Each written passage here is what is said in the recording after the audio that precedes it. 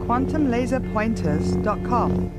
Visit our website or subscribe to our YouTube channel now. Be among the first to see our new line of double-slit lasers. quantumlaserpointers.com.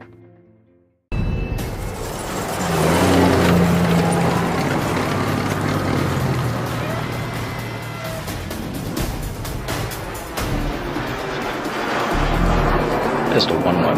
I'm picking up a threat detection northwest of my position. Air transit corridor, Whiskey, Tango.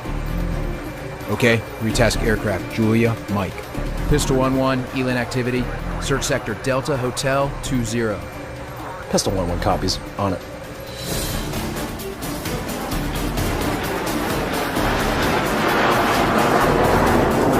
Enemy radar is hot again. Triangulating ELIN sensors.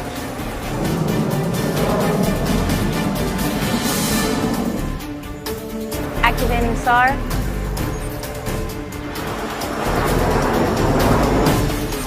Target identified. Roger. Pistol 1-1, you are clear to engage.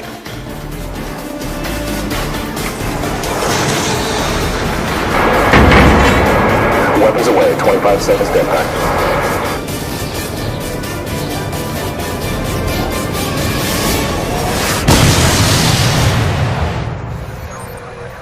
Target destroyed. Mission success. Word synonymous with General Atomics unmanned aircraft systems. The legacy, know-how, and combat experience gained in almost 2 million flight hours and thousands of UAS sorties is now being integrated into a next-generation UAS platform. The Predator C Avenger, powered by a Pratt & Whitney PW545B turbofan engine.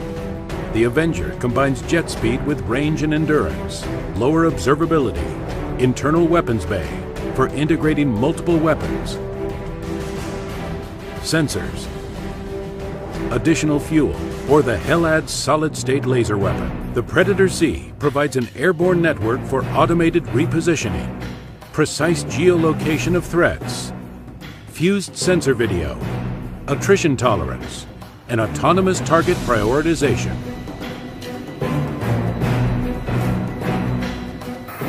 Intel has identified enemy ballistic missiles, preparing for launch. Priority target. Detasking all available assets. Assuming swarm formation. Landing 26, bogey 110, 25,000 feet, heading 206. Striker 40, target area is clear. Landing 26, engaging bogeys north 60 miles. Weapons armed. Jammers on. Jamming.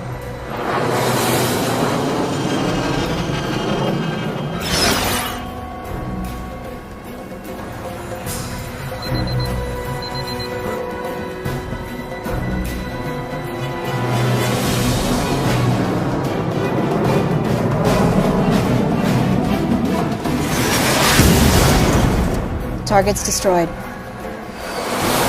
Striker 40 on final.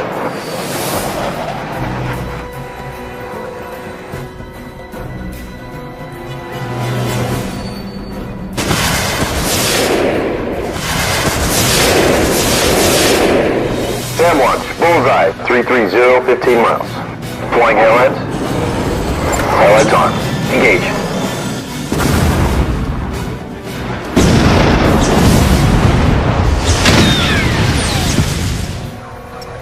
Targets identified.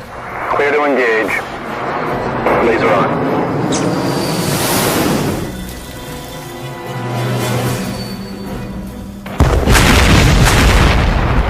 Target captured. Lazy. Weapons away. 20 seconds to impact. Target destroyed. Targets destroyed. Plug and play, in today's nets, with today's systems. Enabled with an open architecture that provides flexible mission payloads, persistent integrated presence, video on demand, dynamic retasking, and a future airborne network for swarm-configurable attack missions. The Predator Sea Avenger is the indispensable complement to manned attack systems, delivering attrition tolerance in an affordable, capable, multi-role, long-range, long-endurance aircraft system. On a per-aircraft basis, the Predator Sea is significantly more affordable than conventional aircraft, meaning increased mission flexibility, greater numbers, lower cost, more value, with overall manpower requirements dramatically reduced. The Predator Sea Avenger. Affordable quantities deliver unprecedented situational awareness, precision strike, attrition tolerance, and service life. General Atomics, first in transformational technologies, where affordable numbers expand the operational envelope and deliver a quality all of their own.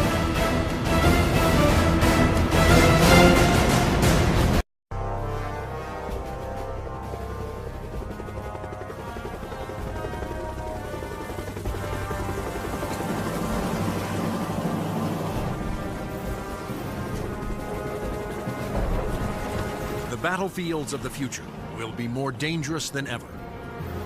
In the 21st century, there will be threats to our freedom and security like never before. But will we be ready? Battles will be fought on land and sea, but they will not be won without supremacy in the air.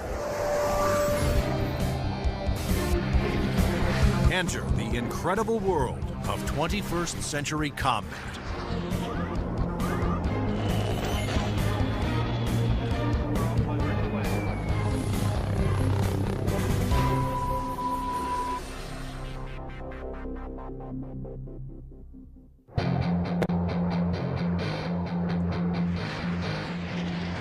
Air power is the dominant strategic force. It's air power that lets you influence events and respond to events quickly. It's air power that lets you fight a war without putting hundreds of thousands of people on the ground. To date, Air Force F-15s have won more than 150 dogfights against enemy fighters without a single loss. And the Navy F-18 Hornet is widely recognized as the world's best carrier-based fighter-bomber. But in the future, neither the F-15 nor the F-18 will be able to survive against deadly enemy anti-aircraft missiles. Surface-to-air missiles, or SAMs, are going to represent the biggest threat. Those very formidable systems developed in Russia or China will have to be taken out of action very quickly in any future conflict. The fighter of the future will need to be stealthy to slip past enemy radar. It must be able to take out anti-aircraft installations. And it must out-dogfight any enemy fighters that get in the way.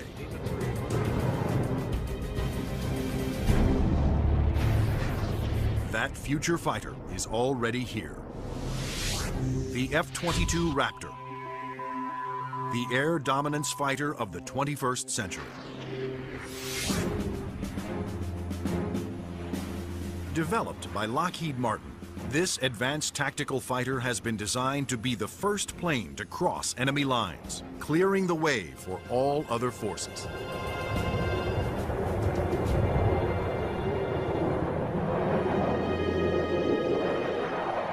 The F-22 is both an air-to-air fighter and an air-to-surface fighter, so it can drop precision weapons. That means it'll be able to go in early in a conflict, knock out all the air defenses that an enemy has, and also take out certain ground targets. And open the door for all the U.S. forces, whether they're ground vehicles or other aircraft, to come in and continue the fight. The development of the F-22 Raptor first began in 1985, when the Air Force requested proposals for an advanced tactical fighter jet to replace the F-15 air superiority fighter. Military planners feared that the F-15 would not be able to counter new air and ground threats on the horizon. The result was the creation of the F-22. The capability of the aircraft is a quantum leap above what exists right now, and it's going to take air power and revolutionize it into a whole new world. In the battles of the future, stealth will be critical for all new fighters to avoid being seen by enemy radar. Non-stealthy aircraft just will not survive in the air battles of tomorrow. Stealth technology was created to counter advances in radar. Radar works by sending out radio waves and measuring the amount reflected back to determine the distance, speed, and course of an object. But stealth aircraft are designed with surfaces that deflect radio waves away, making them nearly invisible to radar. The world's first stealth production aircraft was the F-117 Nighthawk. The reason that airplane is faceted is a limitation of the computer technology at the time. It's easier to model a finite number of flat surfaces than it is a bunch of curved surfaces. And while the aircraft was a breakthrough at the time, the facets limited the plane aerodynamically. But now, thanks to more powerful computers, engineers can design aircraft that do not have to sacrifice aerodynamics for stealth. The FNA-22's aerodynamic slickness allows it to have the lowest drag of almost any aircraft ever produced. The F-22's aerodynamic superiority, combined with its stealth and firepower, make it a far better adversary than any aircraft before it. The F-15, which the F-22 will replace, has been a very successful fighter, but it is not stealthy. The F-117, while stealthy, carries no air-to-air weapons and is not designed for air combat. It relies on stealth and mission planning to protect itself. But the F-22, on the other hand, is not only stealthy, but comes with a full complement of air-to-air and air-to-ground weapons. The primary armament is in weapons bays underneath the airplane, where we carry 6 medium-range radar-guided missiles. By carrying the weapons internally, it preserves the stealthy shape of the plane. For closer infighting, the F-22 has short-range missiles and guns. Behind these two doors right here is the side weapons bay. This is where we carry a heat-seeking missile.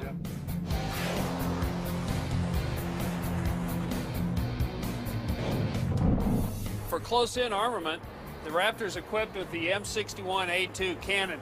The muzzle is hidden right behind this door right here. It's hidden because of the stealth characteristics of the airplane.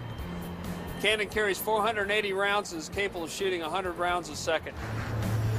The F-22's advanced weapons systems will make it a formidable interceptor, as will its unique ability to find enemy aircraft without revealing its own position. When other planes use their radar, they become visible to every other radar system in the area. But that's not the case with the F-22. Perhaps the highest tech part of the airplane is the radome itself. Not only does the radome have to be stealthy, but it has to be able to transmit and receive its own radar signals. How the F-22 radar achieves that remarkable feat is classified. But what is known is that the F-22 can see enemy aircraft at a distance while remaining invisible to them. The first time that the bad guys will really know there's an F-22 in the area is when one of them blows up. Along with its advanced radar system, the F-22 is the first fighter to have supercruise, the ability to travel faster than the speed of sound without using its afterburners.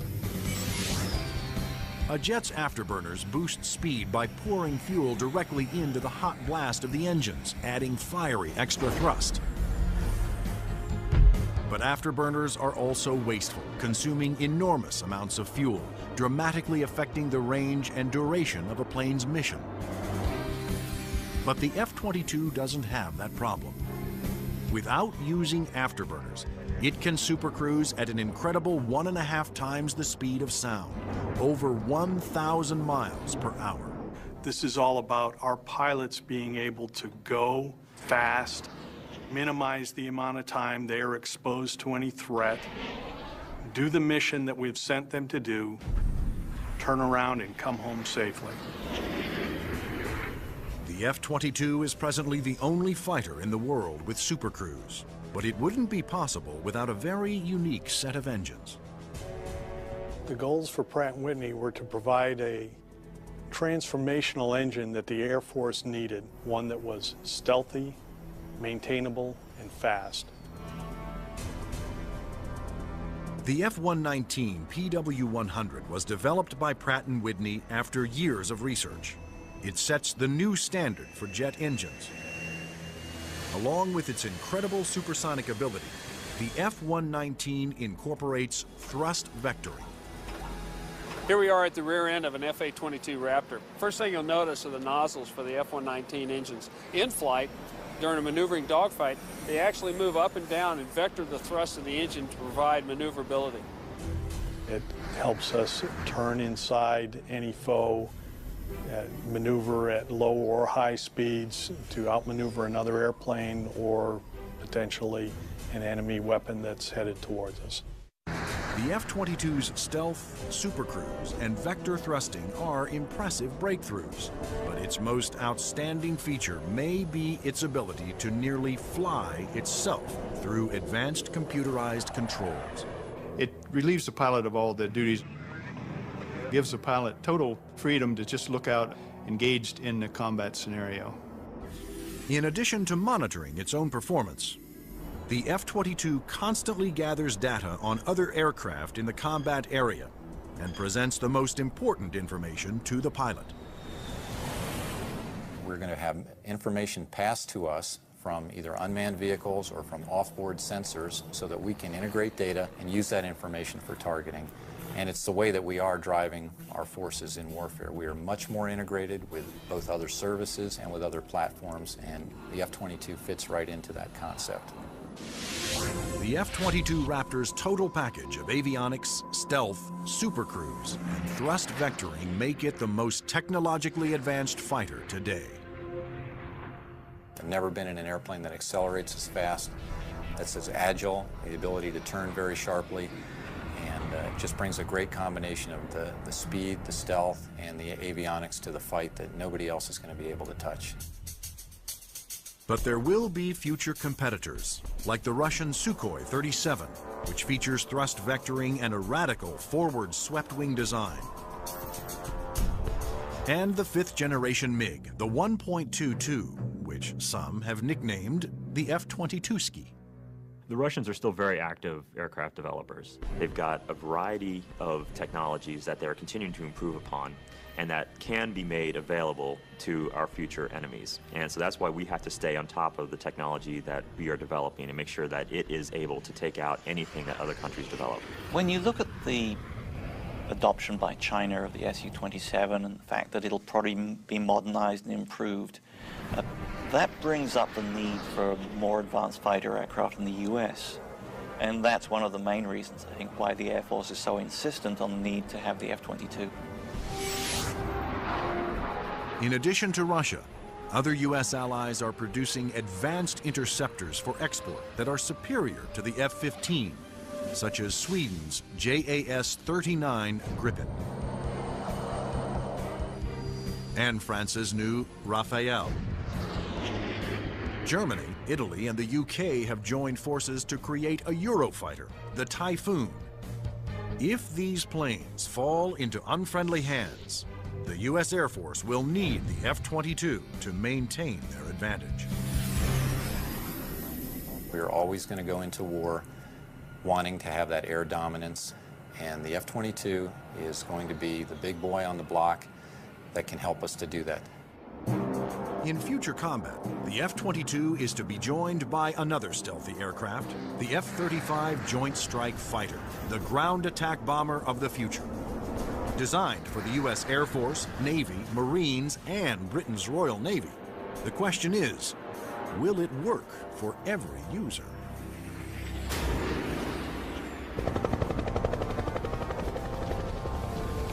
The rules of war have changed. Brute force has given way to high tech, and conventional weapons of the past will no longer be effective. In future battles, the F-22 will be the first fighter to cross enemy lines, surgically removing air and ground targets. Next in the F-35 Joint Strike Fighter, the attack bomber of the future. It will assume the air-to-ground attack role for the U.S. military. The F-35 can carry heavy weapons externally for maximum effect. But when a smaller payload is carried internally, it is nearly as stealthy as the vaunted F-117 Nighthawk.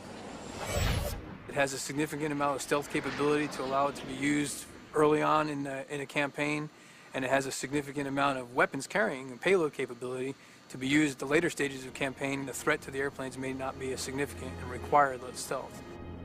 The development of the F-35 was driven by the Armed Forces' desire to save costs by creating a ground attack bomber that would meet the needs of the Air Force, Navy, Marines, and Britain's Royal Navy. Airplanes are becoming very expensive these days, and we had to do something to get the cost of these airplanes back down to a reasonable level. The F-35 is expected to cost about $40 million, one-third the cost of an F-22 Raptor. But could one basic airframe be designed to satisfy so many different military demands? Each armed service wanted a stealthy ground attack bomber, but the Marines also needed a plane with short takeoff and vertical landing capability. The U.S. Navy required a craft with larger wings, heavy-duty landing gear, and an arresting hook for carrier landings.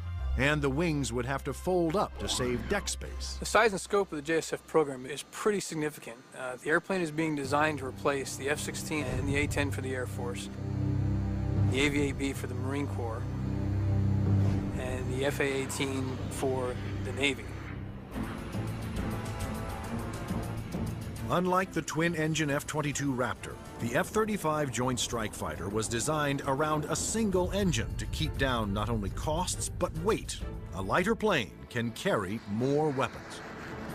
For the Joint Strike Fighter, one of the keys of its mission is the ability to handle a large amount of ordnance and bring it to an enemy site. That all works better with a single engine.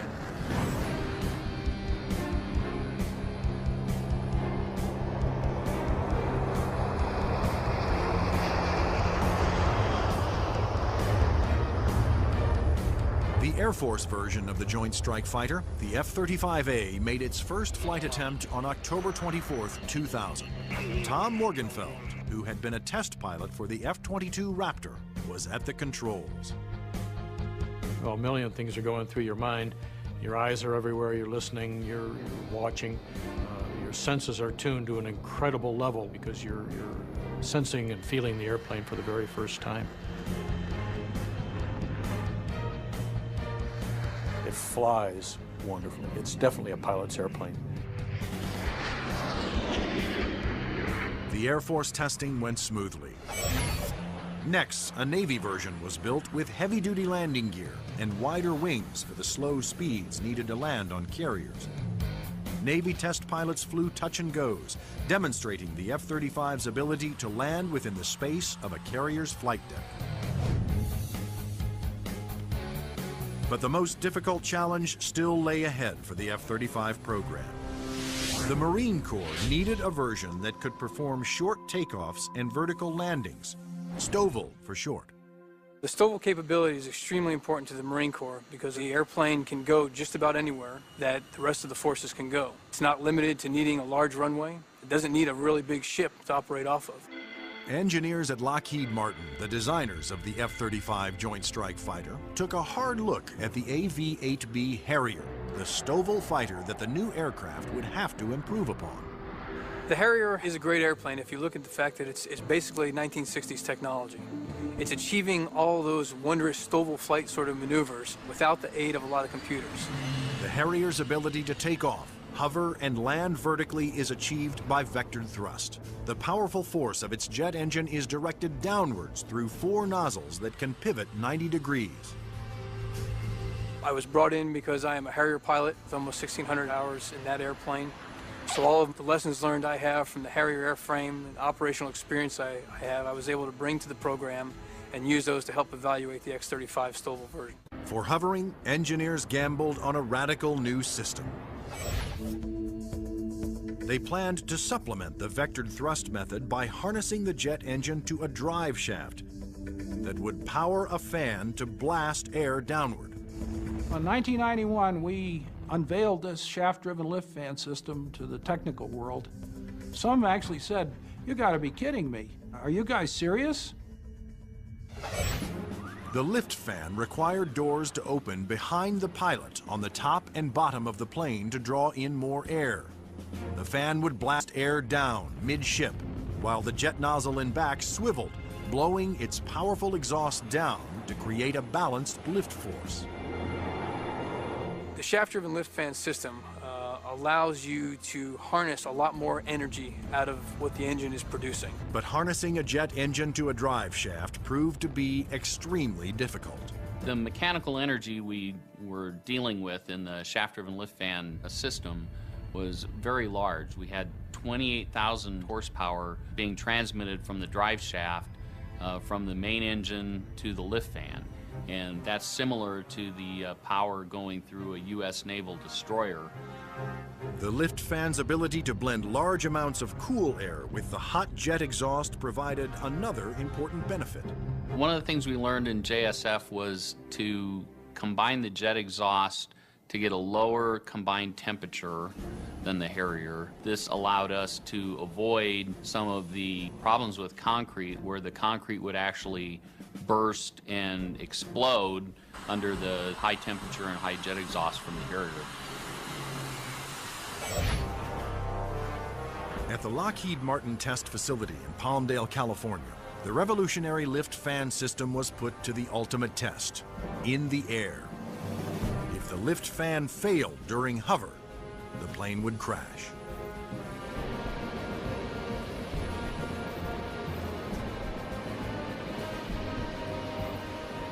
It made its first flight in 2001, and it was a complete success. And at that time, I didn't hear any more from the people who had been saying for years, this thing will never work. It worked. Now, all three versions of the F-35 for the Air Force, Navy, and Marines are being developed and further tested for mass production. The United States, Britain, and their allies are expected to order more than 4,000 Joint Strike Fighters, which will replace most American-built fighter bombers in use today. The handling qualities and performance are stunning. Really is a pilot's airplane. It sort of makes you feel like a little boy. You want to take it home and tuck it under the pillow with you at night. It's just a pilot's airplane. In future air conflicts, the F-22s will be used to establish air dominance. Then waves of stealthy F-35 Joint Strike Fighters will use their superior weapons-carrying abilities to attack other major ground targets. The Joint Strike Fighter is going to be the backbone airplane for hauling freight. It is going to be the muscle part of sustained forces. Commanders can also alter an F-35's mission in the air as situations change during the battle. There are a variety of ways for the F-35 to bring in information from external platforms, other airplanes flying around the battlefield, satellite-based assets, ground-based assets. All that information can be presented to the pilot in the cockpit and allow him to be more of a tactician and manage the tactics of the game that day instead of worrying about the nuances of flying the airplane. The pilot's job will be to supervise the process of identifying the target and then to give consent for weapons release.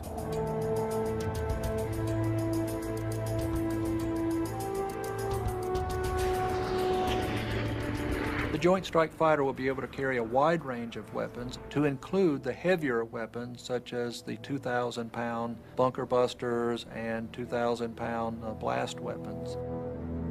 The Joint Strike Fighter's 1-ton bunker busters and blast bombs will be guided to their targets with pinpoint precision by JDAM tail kits. The Joint Direct Attack Munition, or JDAM, is a kit that can be put on any bomb to give it the brains to know where to go, and the movable tail fins to guide it there. JDAM is a guidance kit that came after Desert Storm. This little round piece on the side there is an inertial navigation clock. Now this clock, instead of measuring seconds, measures feet. If you take the unit and you tell it where it is right now electronically, and then you move it back a foot or you move it up a foot, it measures every centimeter and every distance. The bomb knows the coordinates of where the airplane is, and it also knows the coordinates of where the target is. And when the weapon is released from the airplane, it simply flies from one set of coordinates to the other and does its thing when it gets there. Because a JDAM is directed by GPS, or Global Positioning Satellites, it can hit targets regardless of visibility. The way we use it is by employing it against targets that we cannot normally see visually, whether it is due to weather, smoke, haze, or just some sort of other thing that's obscuring the target.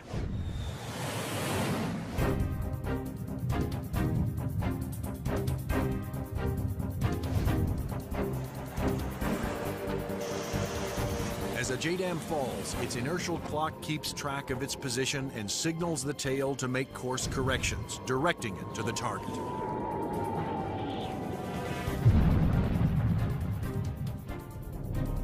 The accuracy of new weapons like JDAMs will reduce collateral damage. It also makes the F-35 an even more formidable weapon system. The new weapons, such as a JDAM, really reduce the need for the number of sorties, and that reduces our risk because we're not exposed to enemy threats as often. The F-35's combination of advanced weapons, avionics, and stealth will help it ensure its success over the battlefields of the future. U.S. military planners wondered if these same features could be utilized in a helicopter. They wanted a stealth helicopter. But could it be done?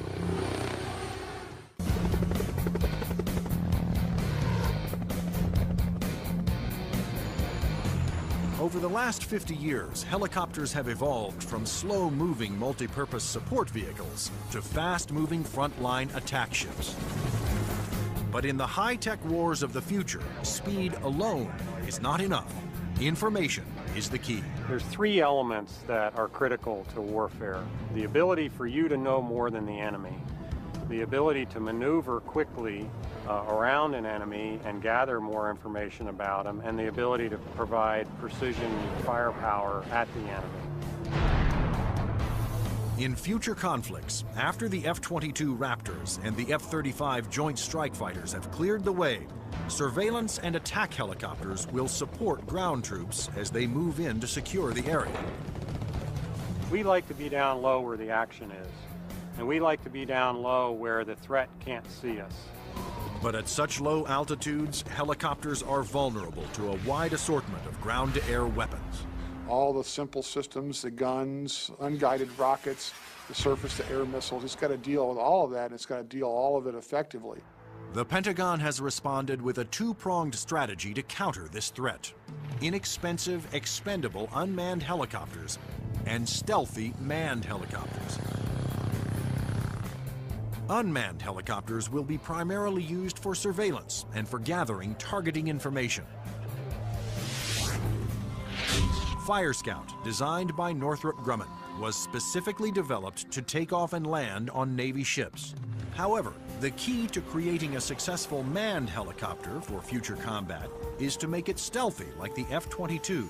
But the question is, can it be done? Achieving stealth in a helicopter is different from stealth in a fixed-wing aircraft. You're concerned about different signatures: radar reflectivity, infrared, noise, all things that will give away an aircraft's position. Those signatures, like heat, smoke, and sound, put helicopters and their pilots at serious risk over the battlefield.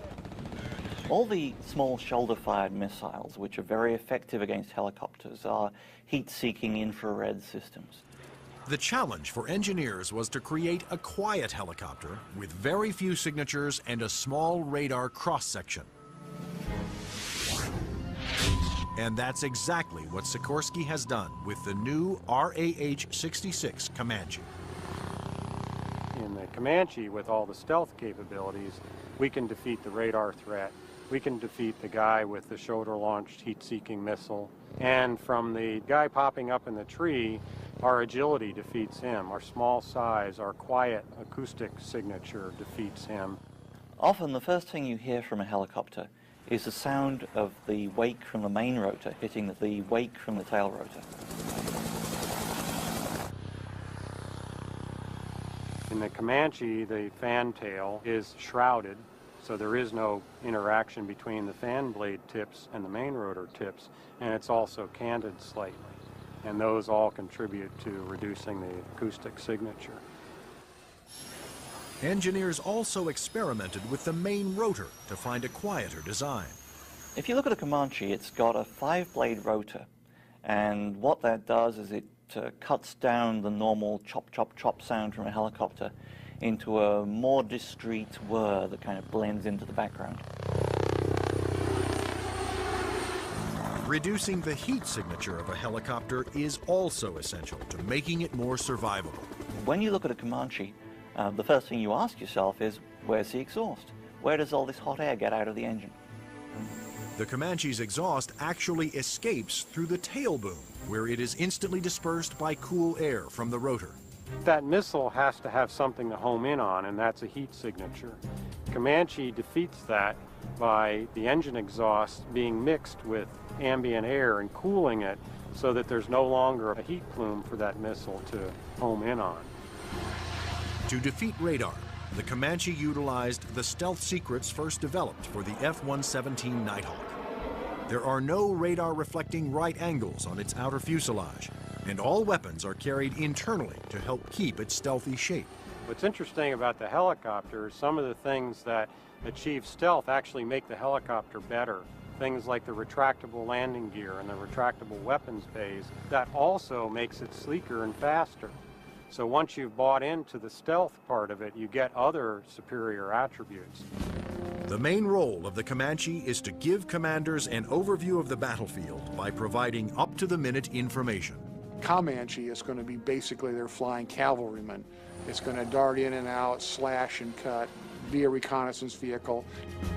As Comanche's 2 pilots gather data, their computer shares that data with other Allied forces. When the Comanche finds the enemy, he's going to kind of direct like a quarterback to apply the firepower to defeat that enemy.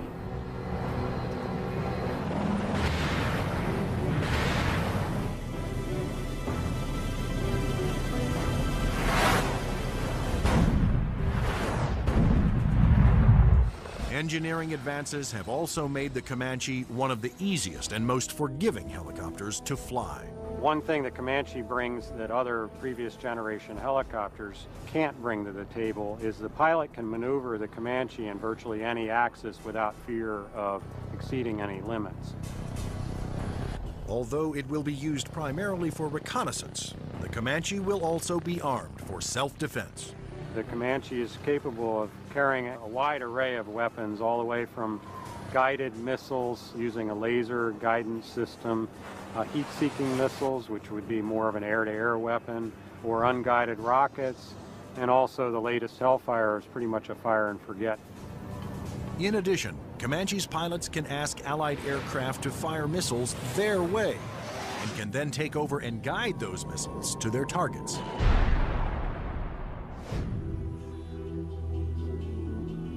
If the Comanche is hit, its computer system can often fix itself by reassigning vital functions to undamaged computer cards. This is where the computer brain of the Comanche is.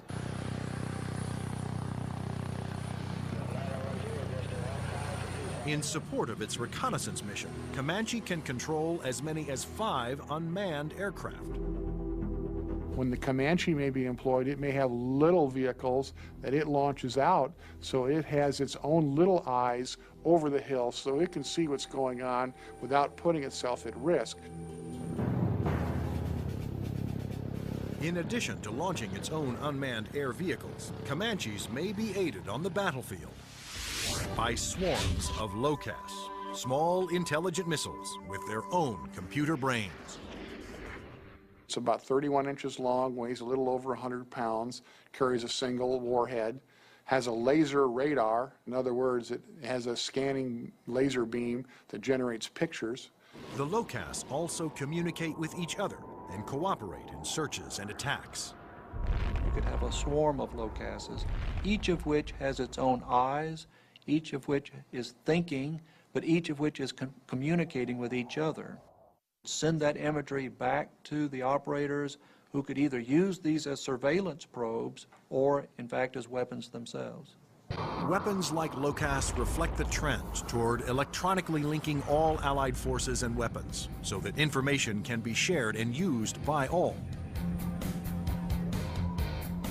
By networking aircraft over the battlefield, with surveillance platforms and other weapons systems, commanders can quickly change missions to take advantage of up-to-the-minute information. The key to the air battle of the future is not necessarily stealth, speed, or firepower. It's going to be information. Unmanned air vehicles, or UAVs, will provide a large part of that information while flying long-duration surveillance missions. So, will the Air Force of the future have no pilots? Since the very first use of airplanes in war, military planners have looked for ways to make aircraft more effective and more lethal. Once so secret their very existence was denied by the government, unmanned air combat vehicles, or UCAVs, are now poised to take the preeminent role in 21st century air combat.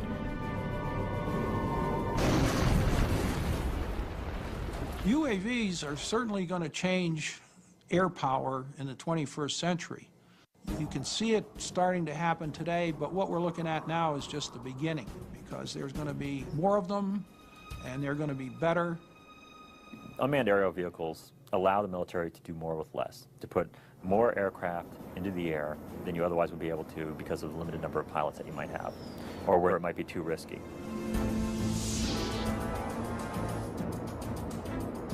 In the future, aircraft that have no pilots on board will carry out the most dangerous combat missions.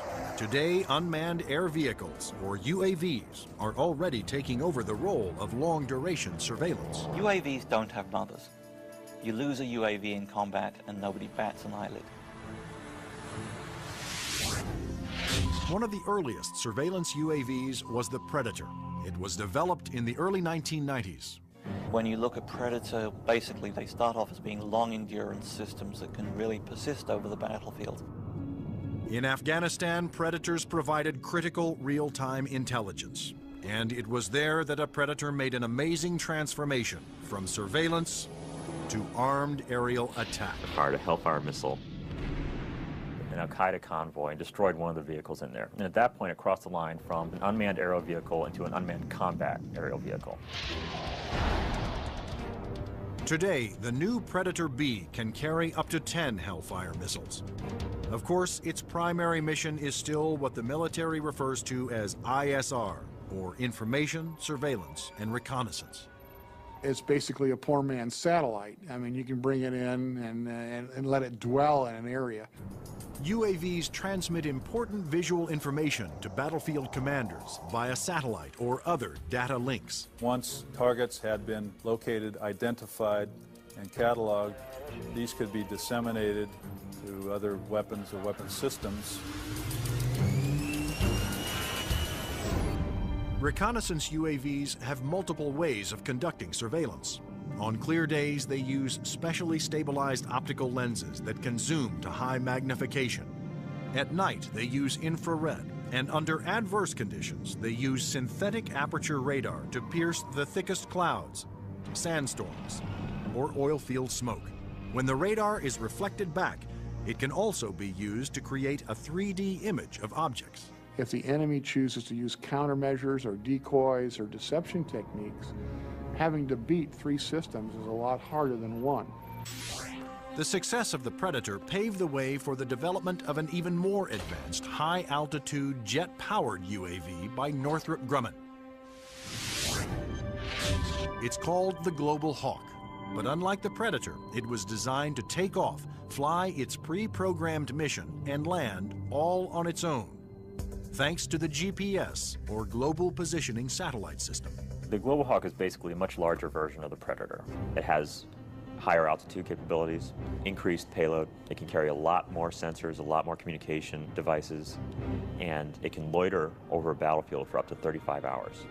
The Global Hawk can stay aloft for a day or more, providing constant near real-time video surveillance over an area the size of Illinois. Predator and Global Hawk give us an up-close view, which is something you can't get from a national asset, which would be a satellite type of thing. Though still in development, the Global Hawk had a dramatic impact during Operation Iraqi Freedom. A single prototype provided information to Allied forces on 55% of all time-sensitive targets, including mobile Scud missile launchers.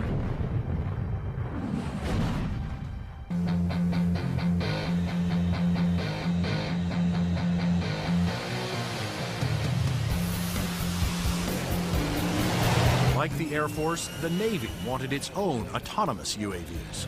However, designing one to take off and land on an aircraft carrier was a tremendous challenge. But the engineers at Northrop Grumman were up for it. In the summer of 2000, they began working on the X-47 Pegasus. The hardest part of the Pegasus program was definitely the flight controls. Getting on and off an aircraft carrier, of course, is one of the toughest design problems for an aircraft. And doing this with a tailless vehicle like Pegasus certainly was the toughest problem we had. That problem was solved by using 6 innovative surfaces to make the plane climb, descend, and turn. This surface just rotates up. The elevon, of course, both up and down, and then there's another inlay on the lower surface as well. The first flight of Pegasus, the demonstration was very, very successful. It lasted approximately 12 minutes. There was no human in the loop. But could Pegasus, without any human assistance, land within the tiny space between the arresting cables of an aircraft carrier? The engineers came up with an ingenious way to find out. And we actually glued a small paintball down onto the bottom of the hook so we could get a clear touchdown point. That was quite an achievement that we're very proud of. The Navy will use its stealthy UAVs to get targeting information for its guns, missiles, and fighter aircraft. The initial focus has been on information, surveillance, and reconnaissance to provide targeting information to the Navy's strike packages.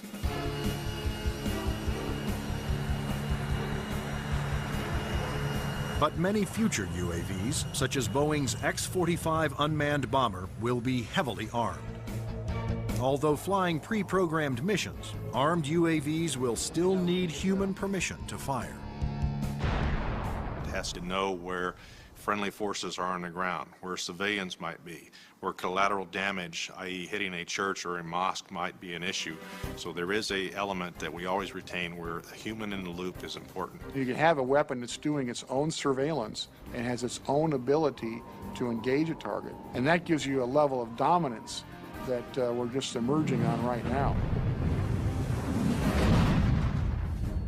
In the not-so-distant future, there will be even more radical aircraft and airborne weapons systems. Everything from electromagnetic pulse weapons to powerful airborne lasers to hypersonic aircraft that can fly to anywhere in the world in 2 hours or less. But how soon will these high-tech secrets become a reality?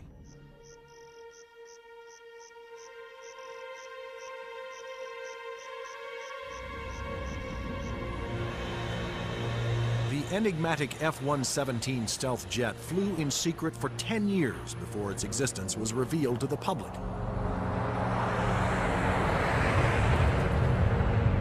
Some of the unclassified projects that are acknowledged by the Pentagon seem more like science fiction than reality. The military is designing a weapon system designed to neutralize an enemy encampment or factory without destroying it and scattering nuclear, biological, or chemical materials. Electromagnetic pulse, or EMP weapons, will blast a highly concentrated magnetic field towards its target, overloading and destroying any electrical components. The small electromagnetic pulse weapons offer some pretty startling capabilities. You can essentially completely destroy an enemy's electronic infrastructure in a very precise way. You can fly over a small facility, only a couple of acres, fire it, and suddenly none of their computers work, none of their weapons work, none of their electronics at all will work. Researchers are also experimenting with an airborne chemical laser. An entire aircraft has been turned into a chemical energy plant that points that laser at a target and burns through missiles. This aircraft will fly at higher altitudes and will primarily be used for Scuds or for ballistic targets that would be fired from one country to another.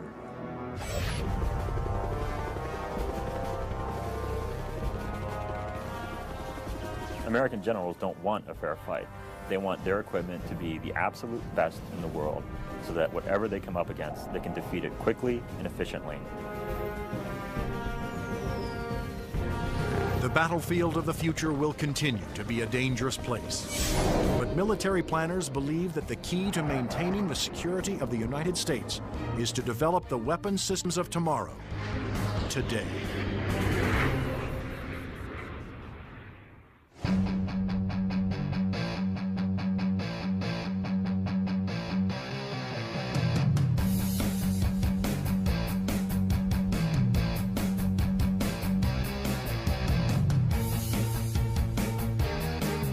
Capable, multi-role, long-range, long-endurance aircraft system. On a per-aircraft basis, the Predator C is significantly more affordable than conventional aircraft, meaning increased mission flexibility, greater numbers, lower cost, more value, with overall manpower requirements dramatically reduced. The Predator C Avenger.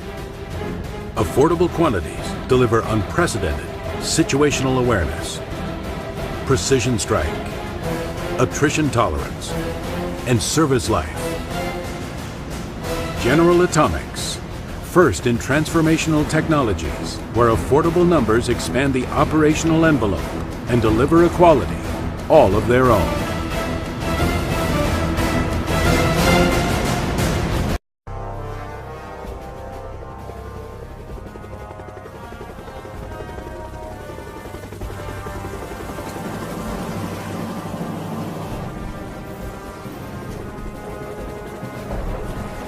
The battlefields of the future will be more dangerous than ever.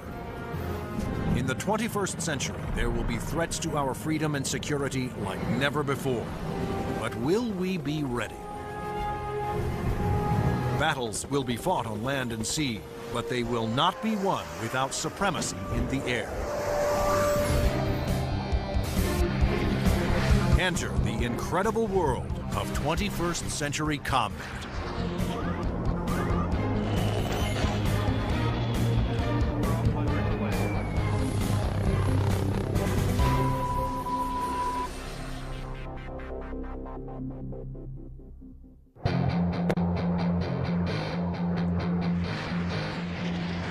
Air power is the dominant strategic force. It's air power that lets you influence events and respond to events quickly. It's air power that lets you fight a war without putting hundreds of thousands of people on the ground.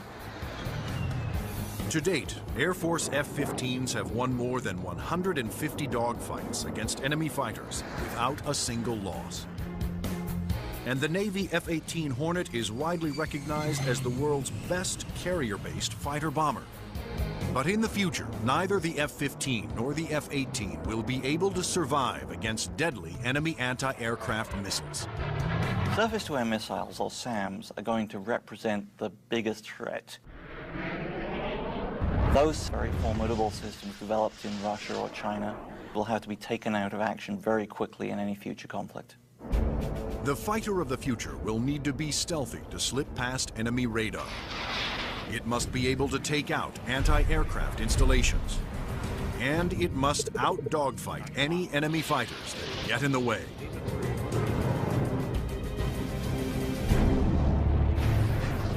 That future fighter is already here. The F-22 Raptor.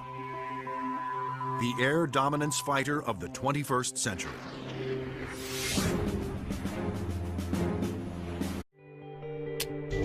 QuantumLaserPointers.com.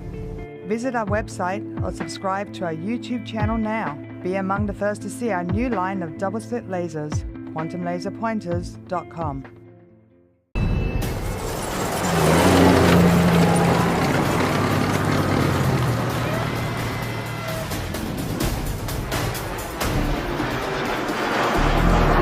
Pistol 1-1. I'm picking up a threat detection northwest of my position. Air Transit Corridor, Whiskey, Tango. Okay, retask aircraft, Julia, Mike. Pistol 1-1, ELIN activity. Search sector Delta Hotel 20. Pistol 1-1 copies, on it.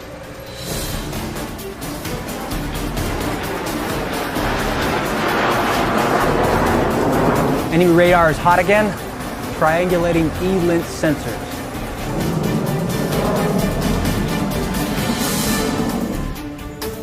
Activating SAR.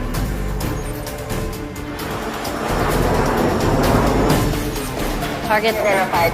Roger. Pistol 1-1, you are clear to engage.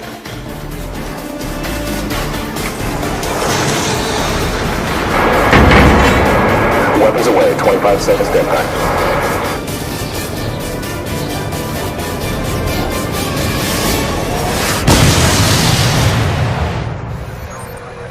Target destroyed.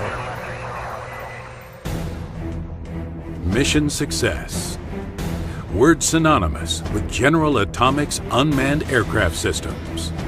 The legacy, know-how, and combat experience gained in almost 2 million flight hours and thousands of UAS sorties is now being integrated into a next-generation UAS platform. The Predator Sea Avenger, powered by a Pratt & Whitney PW545B turbofan engine. The Avenger combines jet speed with range and endurance, lower observability, internal weapons bay for integrating multiple weapons, sensors, additional fuel, or the HELAD solid-state laser weapon. The Predator Sea provides an airborne network for automated repositioning, precise geolocation of threats, fused sensor video, attrition tolerance, and autonomous target prioritization.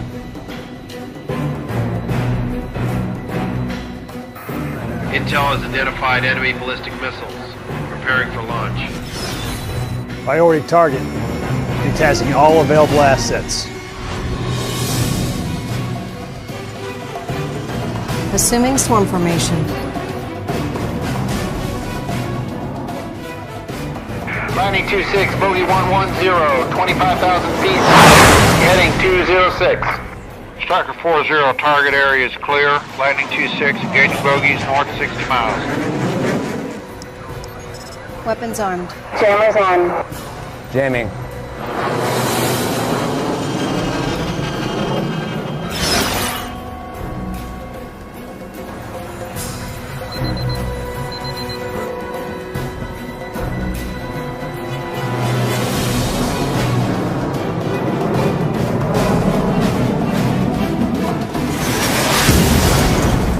Targets destroyed. Striker 40 on final.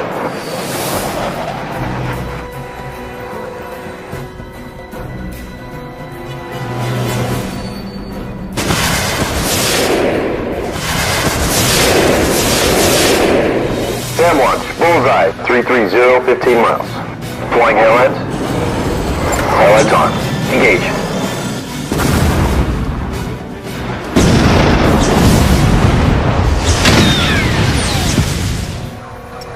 Targets identified.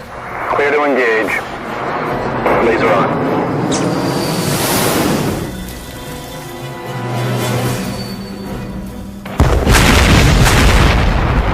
Target captured. Lazy. Weapons away. 20 seconds to impact. Target destroyed. Targets destroyed. Plug and play, in today's nets, with today's systems. Enabled with an open architecture that provides flexible mission payloads, persistent integrated presence, video on demand, dynamic retasking, and a future airborne network for swarm configurable attack missions. The Predator Sea Avenger is the indispensable complement to manned attack systems, delivering attrition tolerance in an affordable,